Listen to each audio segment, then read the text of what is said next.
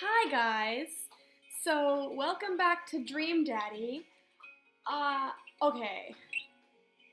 There's a bit of an issue.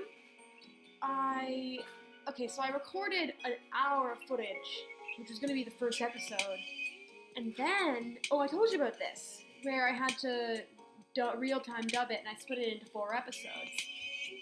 And so I had to scrap the next 2 episodes. So you guys missed a lot of stuff, but I will explain it. So we met Craig, we met Matt, we met Brian, we met Joseph, we met Robert. I didn't have sex with Robert. And I went to the gym with Craig. And that's kind of all we've done so far. So, let's go. Options, I have to stream, yeah, okay. Stream safe mode, just want to make sure I did that. Okay, and continue. Wow, okay. Lars, Craig text, I guess. No, that I'm way down here. Here we are, yeah. Dad tip, don't forget to floss every day. I do, except for yesterday because I was sick. I'm still sick, so I have ginger ale. It really hurts going down though because I have halls too. What? I'm very confused. Oh.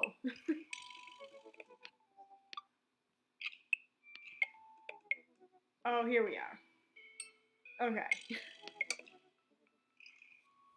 Okay. Oh no, I must have fallen asleep. What time is it? Shoot, it's 3:35. I'm supposed to be at Amanda's school in 5 minutes. I frantically put on some clean clothes, apply a generous amount of deodorant, and run out the door. Dad tip, gas is cheaper in the suburbs. Just a second. I arrive at Amanda's school and check in at the front desk. They give me a bright orange visitor sticker and send me on my way. I'm barely awake and feeling pretty haggard. I like that word, haggard, but hopefully nobody will notice. I check my watch and I'm relieved to see that I'm only 2 minutes late. Well, you're still late, dude.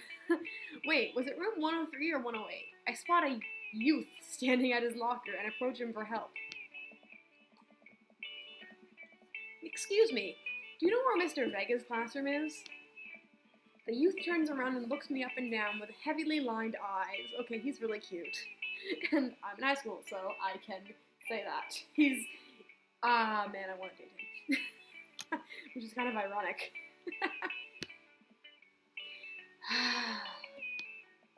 Come on, kid, I'm late for a meeting. Mr. Who? Mr. Vega. I don't know, have you tried the exit? Okay, wise guy, are you gonna help me or not? Fine. Up those stairs and to the left. Can't miss them. I head up the stairs and walk around, unable to find Mr. Vega's class anywhere. After a couple minutes of searching, I head back downstairs. That punk youth sent me on a wild goose chase. I like how they capitalized the word youth. I get back to where that low-rent Gerard Way is standing, fully ready to give him a piece of my mind, when suddenly a head pops out of the classroom next to his locker. Lucien, don't you have a third period to get to? Fine, Mr. Vega. Oh. Wow. Now I'm officially 10 minutes late. I glare at him as he walks away. We're not cool. You must be Lars. The period's almost over. Would you mind waiting in the back? Ah. Mr. Vega leads me in, and I take a seat in one of the comically small students' desks in the back. I might get stuck in this. I already get stuck in them. No, just kidding. I'm just being silly. Oh. No, I shouldn't have said that. Anyway. Alright, where were we? Now who can tell me about the unreliability of the narrator in J.D. Salinger's Catcher in the Rye? I know this. He's telling the story so he can lie about what happens and make him sound better than he really is. Of course, I don't think that Holden Caulfield would lie in The Catcher in the Rye. I don't think he was lying because, he was making himself sound really bad. Like, so obvious, I don't think, unless he was trying to sound cool, but like, that book was, I think, his cry for help. There's a lot of stuff. It's a very good book. You should read The Catcher in the Rye. Yes, Colin. Colin stands up and does the thing where he blows into the crook of his elbow to make a fart noise. The whole class erupts in laughter. All right, everybody. Very funny, Colin. Please sit down. Now, Holden Caulfield is an unreliable narrator in the sense that the bell for the end of the period rings. All of the students immediately get up and make a break for the door. Remember to do the reading and answer the response questions on page 194 in your textbook. Nobody's listening. Or not, I guess. Gotta be assertive, dude. Mr. Vega turns to me and sighs. Middle schoolers, right? You're teaching them The Catcher in the Rye in middle school? I learned that in grade 10. Don't you teach high schoolers? Both. You know, budget cuts. Right. Thanks so much for coming in. I don't know why I'm making him British. He's not British. He's not played by a British guy. No problem, Mr. Vega. Please, call me Hugo. I don't normally do these impromptu parent-teacher meetings, but as I'm sure you know, Amanda's a very bright student, and I'm concerned about her recent behavior. What's going on? I don't know. Amanda's never been the most engaged student, but I know she cares. Recently, though, she's been falling behind. She's not completing assignments and has been doing rather poorly on tests. I'd normally chalk this up to senioritis, but this is strange. I thought Amanda always shared everything with me. It hadn't even crossed my mind that something might be wrong. She's a teenage girl. There's always something wrong. No, just kidding. Oh, man. I just wanted to ask, is everything okay? I just wanted to ask, is everything okay at home? Okay at home. We just moved. She's fine. She has a tendency to bottle things up. We just moved. Well, we just moved recently, but it was only to the other side of town, and Amanda was more excited about it than I was. See if you can talk to her about it. I know she values you a great deal and would appreciate your guidance. If she keeps heading down this road, I know how important art school is to her, and I would hate to see her miss out on scholarship money that she clearly deserves. I'll make sure to talk to Amanda. Thanks for letting me know, Hugo. Anytime. On my way out, I stopped, thinking for a moment. I turned to Hugo. Hey, Hugo. Yes? They ever catch that rye?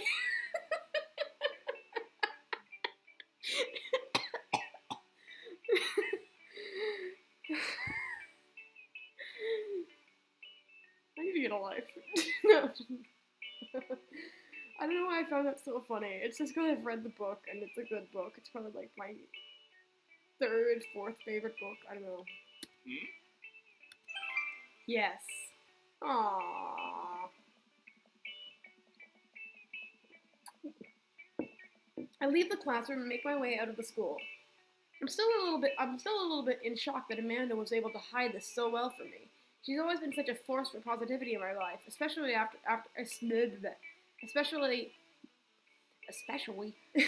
especially after we lost her mother. Amanda must be done with class for the day by now. I'm sure she would appreciate a ride home, and maybe I could talk to her about what's going on. Yeah. I pull up to the carpool, and Amanda hops in the passenger seat. So, did you have fun gossiping about me? Mr. Vega and I actually just gossiped about our celebrity crushes. So you talked about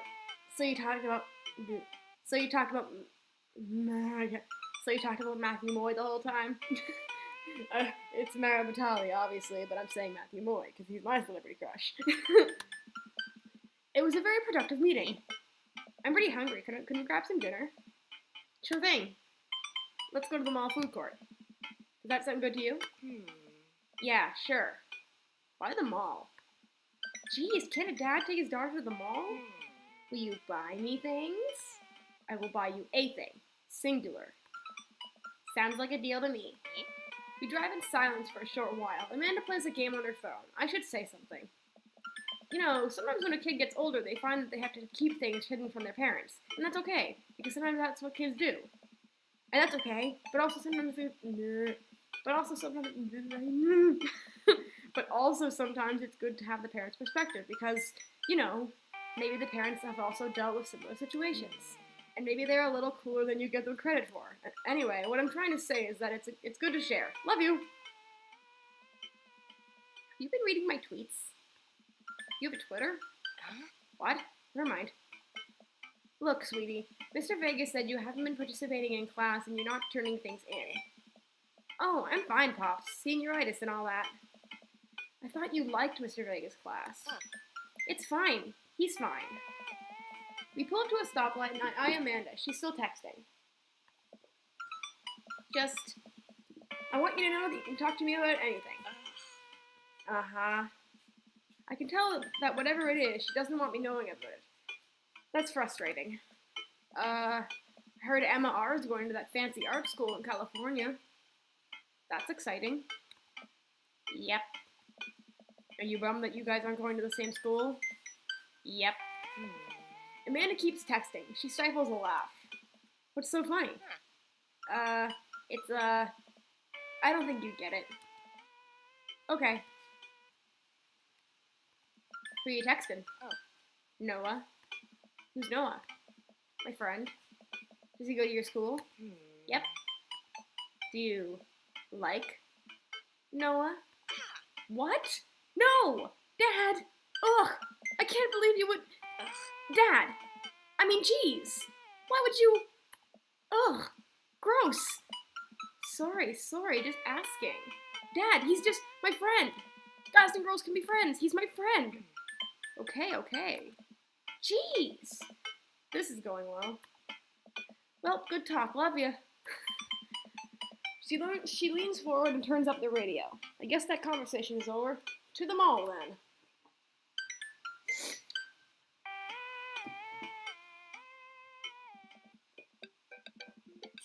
We arrive at the mall, a big indoor shopping center with a couple of different floors. It's kind of dead, but that doesn't stop a mall security guard from yelling at a group of loitering teens. Let's eat something disgusting for dinner. Yes. Hell yeah. Language, Missy. Heck yeah? Better. That's hecking awesome. We approach the food court and evaluate our options. There's greasy restaurant after greasy restaurant. I hurt burns just looking at the menus. Nobody looks happy to be here. What are you in the mood for? Bread dipped in sugar? Bread with cheese on it? Or do you just want me to inject some fat directly into your bloodstream? I extend my hand to her. Would you do me the honor of sharing some nachos? She takes my hand with a grin. It would make me the happiest, cheesiest girl alive. Oh, man. You order a giant pile of chips and unnaturally orange cheese from a very unenthusiastic and possibly stoned teenager. We take a seat at a rickety table and dig in. These are bad. These are very bad. But also strangely delicious. We have to eat through the pain. We enjoy the fluorescent cheesy goodness together until we're all out of nachos. Ugh. That's fluorescent cheese. I'm just picturing it. So, something's been bothering me for a while. Can you explain memes to me? Which meme? All of the memes.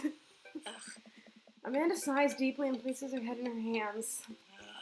Dad, it's complicated. See, memes are inside jokes shared by a bunch of people that get less funny the more people do it. So the problem is that by the time a meme gets to you, Dad, all us youths have already done the joke to death. And what's worse is that movies and TV and video games will try to jump in on a meme train, but it's just based on how long it takes to make. But just based on how long it takes to make them, the meme will be long dead by the time it comes out. So it just dates it, and it isn't funny. Oh shit! What up? Dad, please. Anyway, changing the subject. Where to now? Want to go to that goth store? What? You know, the one that's all black and tries to establish itself as an anti-establishment, but despite being an exact representation of the establishment. I don't know what store you're talking about. You know, the one where you can buy chain wallets and it's basically an assault on what people fought so hard against from the punk and hardcore movements of the 70s and 80s? Dude, you gotta be more specific. The one you threw up in that one time. Oh, that one! Let's go to Hot Topic. Yes! Amanda runs into the store with me, trailing behind her. She makes a beeline for the back. Yeah! There it is! You can still see the outline, kinda. I'm so proud. Speech, Amanda. Speech, speech, speech, speech! Alright, I'll do it if you stop chanting. Amanda stops immediately. I clear my throat. Thank you all for joining us here today to commemorate a historic moment that would forever shape history. On a day very much like today, some 5 years ago, our very own Amanda Ann Barriga had too much blue raspberry slushy on an outing to the mall. After begging her father to take her to Dead Goth and Beyond to buy rainbow suspenders, she proceeded to throw up all over a display of My Chemical Romance merchandise. Her loving father then had to pay for said merchandise, which to this day remains among our possessions. Thank you. Amanda's moved. She begins clapping, slow at first, then faster and more vigorously. Several other patrons turn their heads. One of them also starts clapping. I bow my head. Alright! Oh hey, chain wallets! While Amanda busies herself looking at band t-shirts, I try to find something of interest to myself. Not too much for a dad to look at in a Dead Goth and Beyond. Dead Goth and Beyond. Hey, do you get it, Mom? Dead Goth and Beyond? Yes. Dead Goth and Beyond? Is it fine if I put your voice in the episode? Yeah. Okay. Peruse the band shirts, look at ironic mugs, check the clearance bin for hot deals. Clearance bin. There's a big cardboard box of marked down items. I'm pretty sure $4 for purple eyeliner is a good deal. I think. I wonder if it would look good if I would look good in purple eyeliner. I can assure you, Lars, you would. Hell yes, I would. Look, this is very important. This is very important to me. I overhear a stifled argument over at the cash register. An older gentleman is carrying a garment. Oh. Okay, that's my time to stop the episode, but I love this guy, so I want to continue. He has pink eyes. I want to tell you something. I ordered the pizza for delivery. Alright. So, the dog will start barking. So, if he's not going in your video, because I'm hearing it every like 7 or 10 minutes. I'll stop the video after I talk about this guy. Okay, now I really gotta get back into it. An older gentleman is carrying a garment and showing it to a bored-looking cashier with pink hair. I can see that. Don't know what to tell you, dude. I just work here. Listen, when I bought this online, the website said this blouse was Victorian-inspired. However, when I received it, it clearly held the trademark of Edwardian dressage. Do you want a coupon? I can give you a coupon. Will you leave if I give you a coupon? Is there a manager present? People have to know what they're buying. I am the manager. You're a teenager. How are you the... I see. Well, it would seem that I have outstayed my welcome. Good day, shopkeep. Your superiors will receive a strongly worded letter by post. Whatever, dude. The man whirls around and storms out, his literal coattails trailing behind him. I can't tell if they are Victorian-inspired or Edwardian in nature. Love this guy. Amanda trots up to me with a t-shirt in her hand. Oh boy, here it comes. Hey, Datron 5000. Yes, I'll buy it for you. Wow, that was easy. Thanks. At least it's only one this time. Amanda plops the shirt onto the counter and grins at the cashier. I love your hair. The cashier says nothing and rings Amanda up, radiating hatred. I hand her a 20. So what was that guy's deal? The cashier rolls her eyes so hard I'm worried she'll pull something. That's Damien. He's in here all the time. He's obsessed with Victorian fashion or whatever. She hands Amanda her bag, and it's clear the conversation is over. We make our way out of the store and head home to get some rest. I'm going to stop it here. I'm going to stop the episode here, and we're done. And I will see you guys next time. Bye-bye. Did I save? Saving. title. Let's go. I really hope that it's saved right. I may have saved twice, so. Dad tip 63. Please remember to call us once in a while. Aww. Anyway. So, this has been... I'm not gonna say it.